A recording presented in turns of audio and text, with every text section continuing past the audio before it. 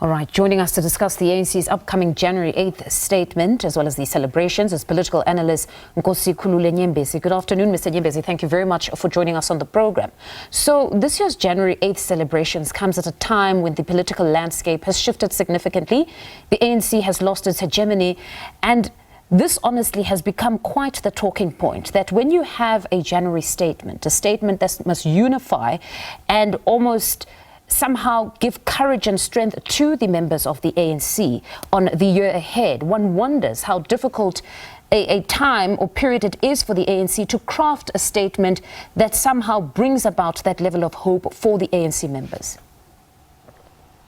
Yes, it is challenging indeed. And one of the things that would have helped to prepare the path is what the president had said about the national dialogue, where all South Africans are supposed to contribute their views as to what kind of South Africa do we want going forward.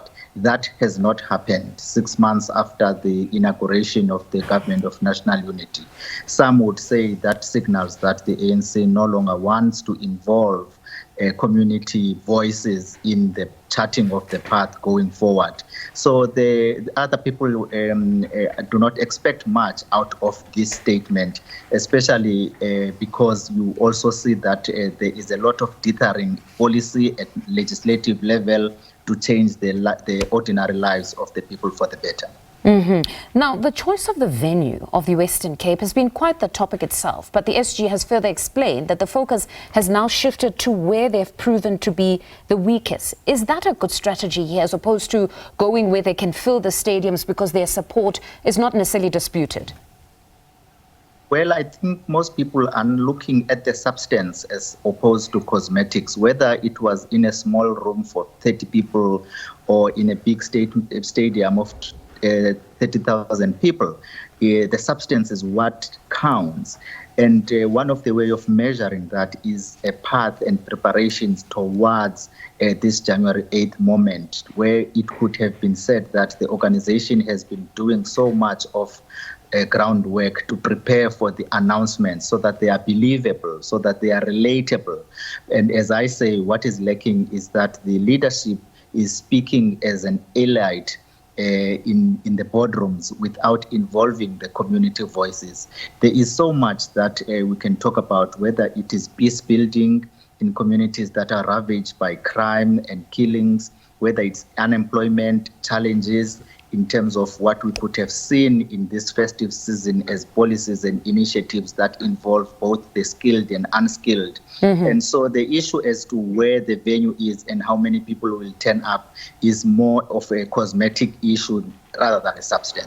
But they've gone on to state that this is exactly why they are there, that they're there to engage the community. If for whatever reason they decided that they wouldn't pitch and actually go and vote for the African National Congress, they've come to those communities where others would think it's an insignificant area. They thought this is where we need to address community members. But beyond that, this specific matter around the venue has led to what we heard in that clip a bit earlier on, SG Mbalula stating that now Tony Ngeni will actually be charged for ill discipline. Your take on just that decision?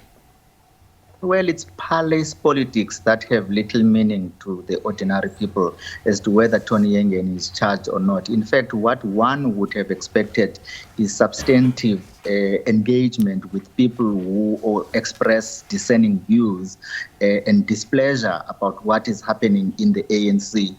Those views being canvassed, those platforms being open so that people can speak and be out of order. But they constantly say that there is that space for dissent, but unfortunately it has to be something that is done within the confines of the party. It cannot be done in the public space, where it then becomes a spectacle, where it's seen as though people are now drawing more attention to the party as opposed to allowing for this to be discussed in a proper forum.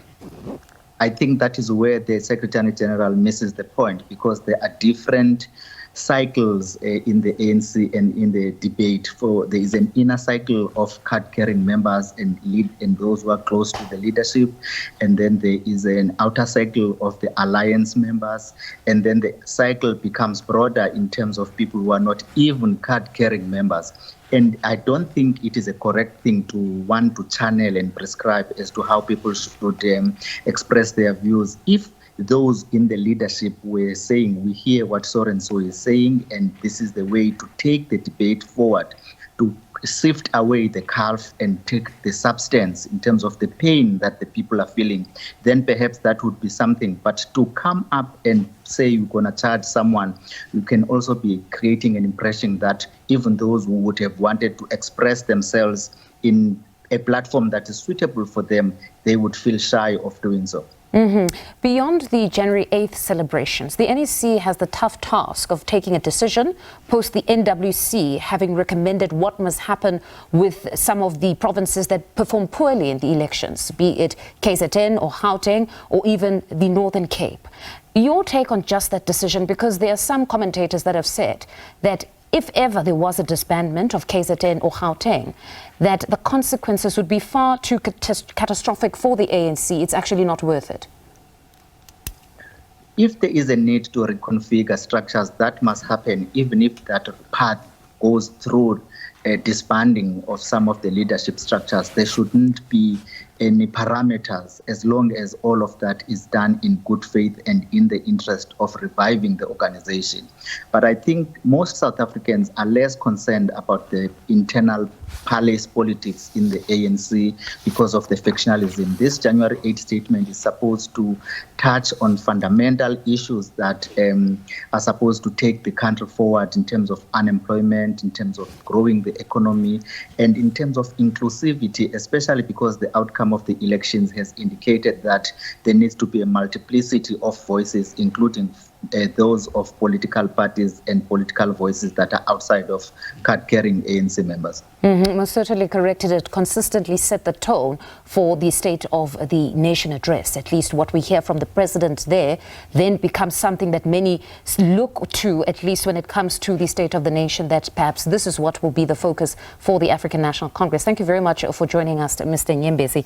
That is Nkosikhulule Nyembezi, political analyst, speaking to us there.